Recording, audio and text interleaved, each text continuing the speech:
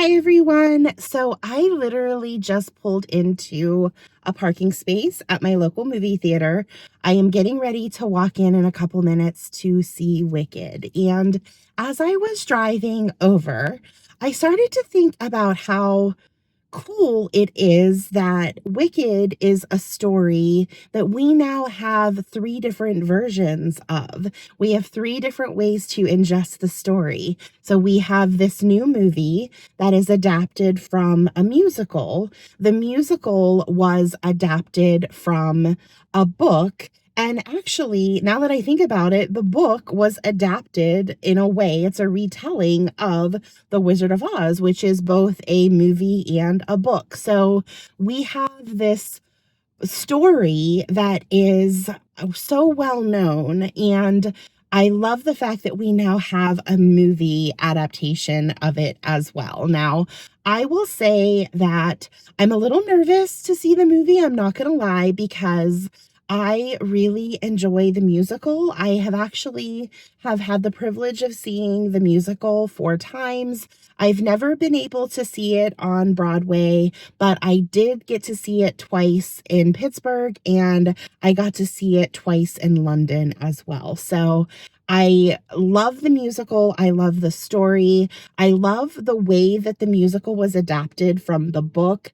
I read the book for the first time back in, I want to say maybe 2001, 2002. It's been a really long time, but I remember my first transition from the book to the musical, realizing how different the book was from the musical, or I should say vice versa, how different the musical was from the book. There are a lot of differences, and this is what made me want to film, because Wicked is the rare example, in my personal opinion, of something where the movie or the musical, which is the first adaptation of this story, is better than the book. I, as a reader, and I'm sure a lot of you feel the same way, like, we will fight to the death to prove that the book is always better. And I can't really think off the top of my head of some instances where the book was actually the least preferred way of learning about the story. And I just think that it's such an incredible story. I love the way that they adapted it from the book. I liked the book enough, but it just didn't wow me. And I loved the shell of the story. I just didn't necessarily get along with the author. I thought that it felt really forced, and there were a lot of things about it that just didn't breathe any life into the story for me. And then we have this musical that comes out, and it just inserts so much life into the story. And when I think of Wicked, I never think of the book. I always think of the musical. And I'm going to go in now and see what I think of this adaptation. I'm nervous because I do enjoy the musical so much. Sometimes I don't want to see something that's based on something that I love, because I don't want to feel any differently about the original. I don't want it to get ruined or it to get tainted in my mind somehow. But once I'm done and I have some time to let it soak in, I will come back, and I'm also going to try to think of some other instances where I think that the adaptations are better than the original book. So hopefully by the time I come back, I have also thought of some other instances where it's the exception, not the rule. All right, so I'm back. It's the next day. I didn't have a chance to film once I got out of the movie yesterday, but I loved it. It was so good, and I'm so happy that I went to see it. I know that I was nervous going in. I didn't want anything to ruin the original for me, but this not only met my expectations, it completely shattered my expectations. This movie was incredible. There were so many parts of it that I was just completely in awe of. First and foremost, I think the biggest thing for me is that having loved the musical, and for those of you that don't like musical theater or don't appreciate musical theater, the thing that I find the most fascinating about it is when you're putting on a musical, you have to use the resources that you have at hand. You are limited to a small stage. You are limited to your set and your props and your costumes, and that is really all that you have. You are confined to that small space. You have to get the reader, or not the reader, you have to get the audience on board and understanding the story with those resources that you have on hand. You have to get them to understand what you are trying to say, and sometimes that's difficult, and sometimes you have to get creative and you have to find ways of showing or telling that story to get your point across using things that are difficult to convey. And I think that that's part of why I respect musical theater so much, is that it is so contained. But when you take a musical and you give everyone free reign and you give them unlimited resources and you give them freedom to do whatever, it makes for a fantastic opportunity. And sometimes those opportunities are wasted and they are not done well. Cats, for example, my God, what went wrong with that? I will never understand how that was even able to be presented to the public, but that's a perfect example of getting it wrong. And I was nervous that that was going to happen with this, and it didn't. It was so freaking good. The visuals were fantastic. I loved the way that we had that world expanded to us. We were able to see everything. The colors were fantastic. The costumes were impeccable. The sets were just, they were so good. You could tell how much care and love and time and money, of course, went into all of that. I loved the way that the scenes were extended. Obviously, a big concern when you talk about any type of adaptation moving from one medium to another, you are either going to be able to move everything over or you're going to have to make cuts. But with this, everything was included. All of the songs were included, all of the dialogue was included, but they added extra in. And when they added extra, it was purposeful and it had a place. It didn't detract from the story. It was actually enhancing it. I didn't feel like there was anything added that wasn't necessary. It all felt relevant to me, which was really important, and I am so glad that it turned out that way. The other thing I have to say is when you fall in love with a musical or you enjoy a musical, you are used to those actors. You're used to their voices. And of course, these are not the same actors that are playing those parts in the movie. So I had concerns there. I was not really familiar with Ariana Grande. I knew Ariana Grande, of course. I've heard some of her songs, but I didn't understand her range.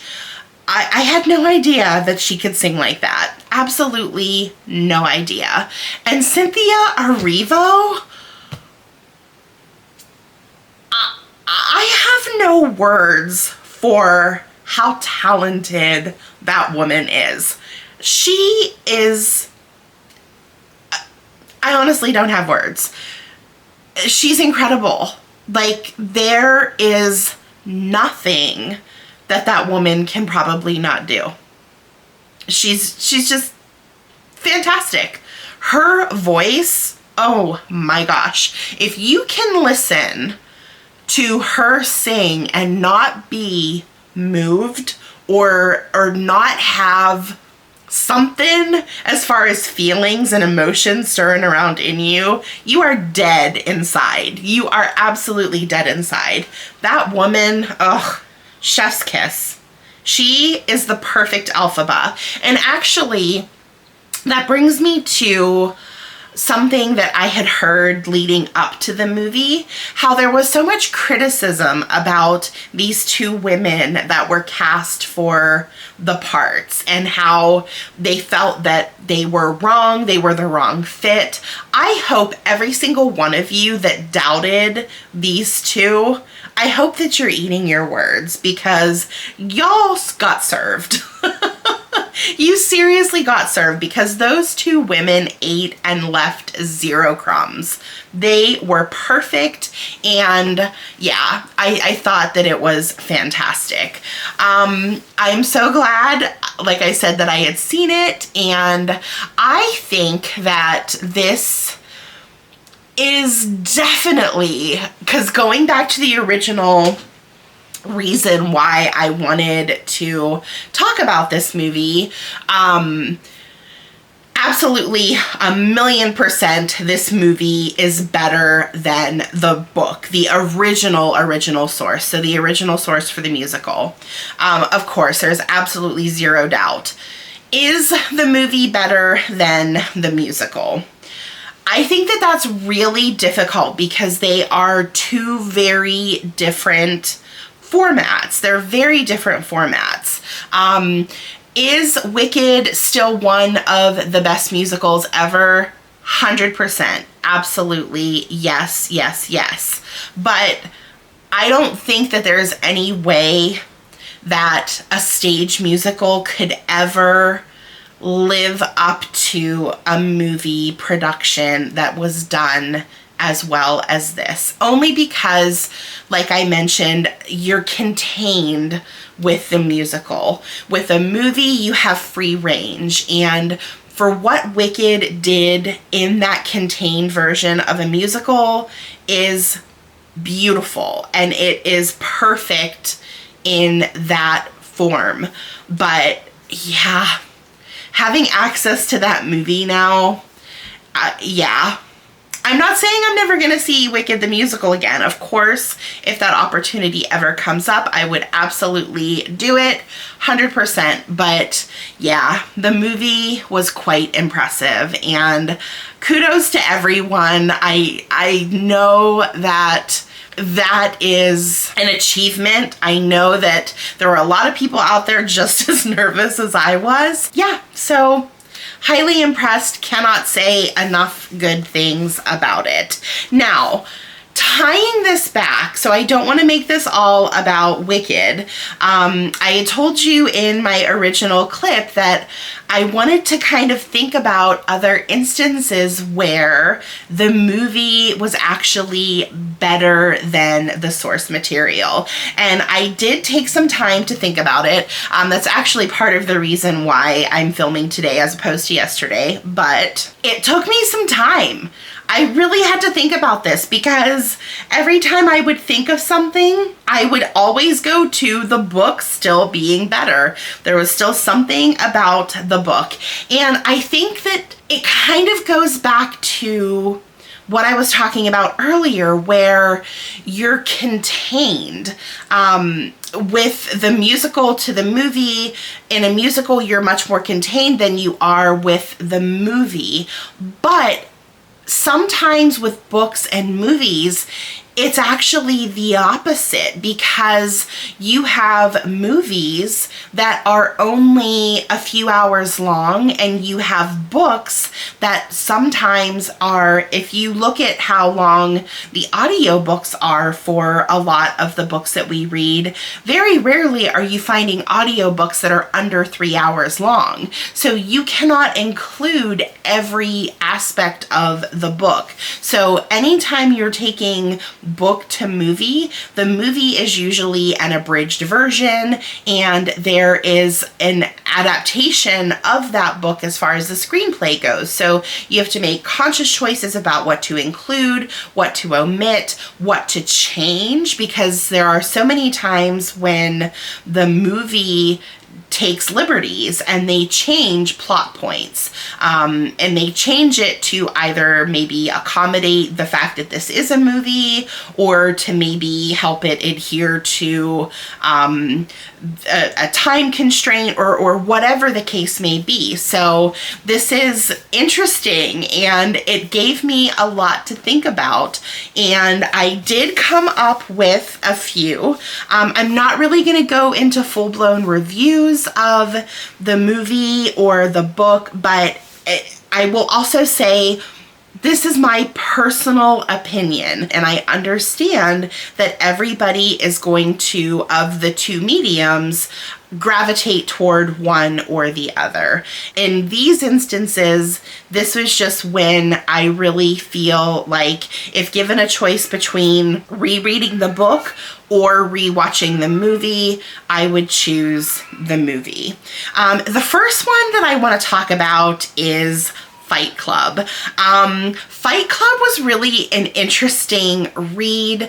I read it a while ago, and then I actually reread it last year or the year before maybe.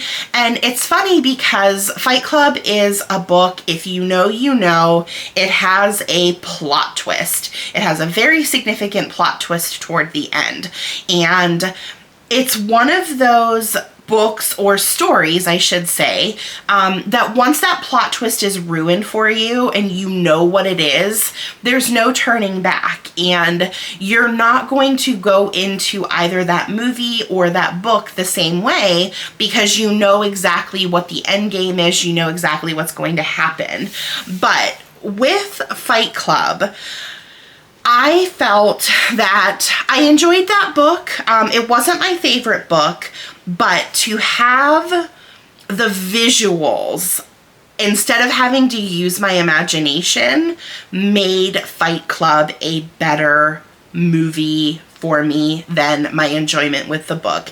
Did it help that the movie also had Brad Pitt and Ed Norton? It didn't hurt. I thought it was a cool movie. It came out, I can't remember the exact year, but I remember when it came out, there were a lot of people that know that movie. They don't know that it's based off of a book. So that's another thing to take into consideration. A lot of times we associate the story with the movie, and we don't, or may not even realize that there was a book that the story was adapted from. So yeah, that is just one of them. So I'd be curious to know if you have read Fight Club and have also seen Fight Club. Tell me which you think is better. All right, so the next one, and I'm actually gonna probably lump these next two together. I'll do them back to back because they are by the same author. The first one is Stand By Me versus The Body. So Stand By Me is a movie that was based on a novella written by Stephen King called The Body,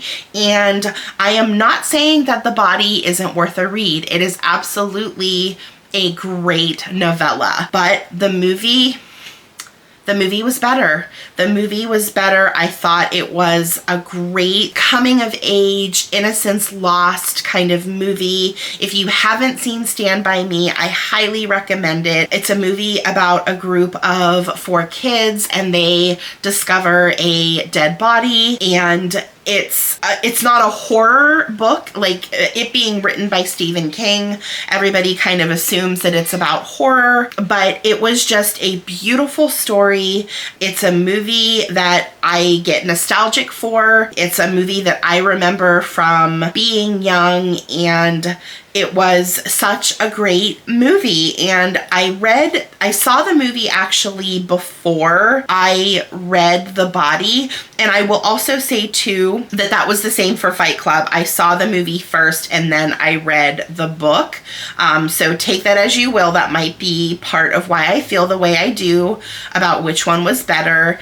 But yeah, Stand By Me, fantastic movie. If you haven't seen it, I highly recommend it. If you haven't done either, I would suggest you watch the movie over the book because the movie was better. The next one, and you guys probably have already figured out what the next one is because it's also written by Stephen King, and that is The Shawshank Redemption. A lot of people don't realize that The Shawshank Redemption is based off of a novella by Stephen King called, I think it's just called Rita Hayworth and The Shawshank Redemption was the full name of the story. And I think that, I probably should have done this before I started filming, but I think that they were both of those a part of different seasons? I'm pretty sure The Shawshank Redemption was. It was one of the novellas in different seasons. And I think Stand By Me may have been as well. But regardless, once again, it's not taking anything away from the story, the book, the written source. But I mean, for any of you that have seen The Shawshank Redemption, fantastic movie. If I was going to a desert island and you told me you can either take the Shawshank Redemption movie with you to watch or the book to read, every time I'm picking the movie.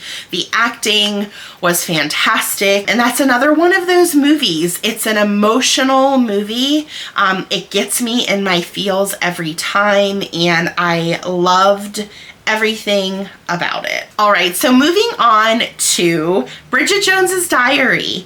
I read Bridget Jones's Diary a few years ago, and I didn't love it as much as the movie. I thought that it was good, but there was just something about the movie that I found very charming and endearing, and I think that obviously the acting and the way that Renee Zellweger played Bridget Jones, she added something to that character for me that I didn't feel when I was reading the book. This was an instance, once again, where I've seen the movie and then decided to read the book. But even knowing the way that I was supposed to portray Bridget Jones based on the movie, reading the book, that never came out in me, or it never came out for me, I should say. And the same with Darcy's character and Daniel's character. I never felt that they were portrayed the way that they were in the movie, and it just ruined the book for me because I just wasn't getting that same feeling. Bridget Jones's Diary, it's a funny movie. It made me laugh, and I just enjoyed my time with the movie over the book. So the next one that I want to talk about, I have two more left, is The Silence of the Lambs. Now, first and foremost, I will say, I read the book when I was probably like 12 or 13. First of all, I had no business reading The Silence of the Lambs when I was 12 or 13 years old. I should not have done it, and I haven't read it since. So it was a very long time ago, and maybe I should revisit the book because I might have a different opinion if I read the book today and compared it to the movie, but I think that The Silence of the Lambs is probably one of the creepiest, scariest, will haunt you in your dreams kind of movie out there. The story was great, the acting was fantastic, and it is such a disturbing film. And it was a disturbing book as well, but to see it played out on film was just crazy. And I with my limited knowledge and remembrance of what the book actually delivered on, I am still going to say that the movie is better than the book. I'd really be interested to hear maybe from some of you that have maybe read the Silence of the Lambs book more recently and have also seen the movie to compare. I'm happy to be wrong about this, but from what I do remember, I read the book, I was terrified, but I saw the movie, and like I said, it has haunted me for the rest of my life. So I feel pretty comfortable saying that the movie is better. And then the last one that I want to talk about is Jurassic Park. So I think that Jurassic Park is iconic. I read the book before the movie came out, and when I was reading the book, I remember, because I was a kid, like I was young, and I had all of this imagination going on in my mind. I had all of this idea of what it would look like or how all of it would play out. But reading some of the action scenes, especially at that age, you know, I wasn't a mature reader at the time. I hadn't really read a whole lot. It was still difficult for me to kind of imagine how all of those sequences had taken place and what the action actually looked like. So to read the book and then see Jurassic Park as a kid on the big screen for the first time was just magical to me. And to see all of that play out, watching the movie now, of course it's a little cheesy. Back when it was made, the special effects weren't that great, and it is a little cringe to watch and think about how terrified I was at some of those scenes of the dinosaurs. But putting myself back in the time when I actually read the book and watched the movie for the first time, 100% I am team Jurassic Park the movie over Jurassic Park the book.